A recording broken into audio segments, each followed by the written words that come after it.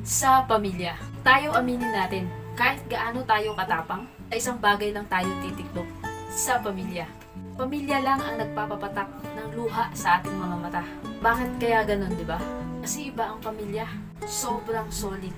Pamilya ang isang assurance na kahit anong gawin mo, alam mong mahal ka. Sila ang definition ng true love.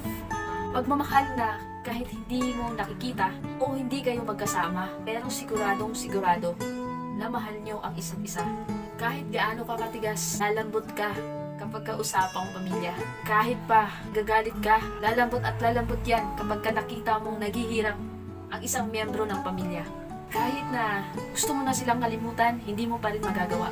Kasi hindi mo sila matitiis. Kasi gano'n ang pamilya. Parang silang karugtong ng isang ugat sa ating mga puso.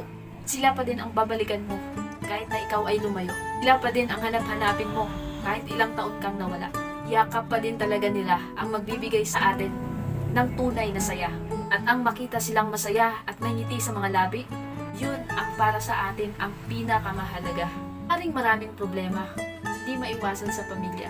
Ang dami, ay napakaraming problema ang kinakaharap ng pamilya. Sila ang ating kalakasan, sila din ang ating kahinaan. Sa kanila tayo humuhugot ng lakas, sila din ang nagpapahina sa atin. Sa mga panahon na hindi na natin kaya o feeling natin tayo ay nag-iisa, sila pa rin ang kakampi mo sa mga panahong hindi mo na kaya.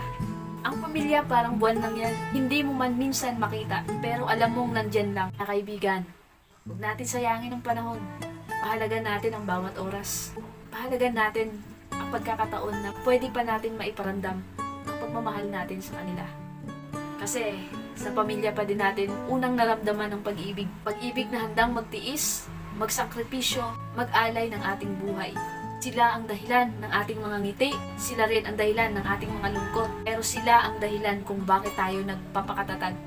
At sila din ang dahilan kung bakit tayo nangangarap sa buhay. Na kahit tayo man ay nasasaktan, kahit na ganun pa man, ang pagkakaroon ng isang tunay na pamilya na nagmamahala, napakalaking kayamanan.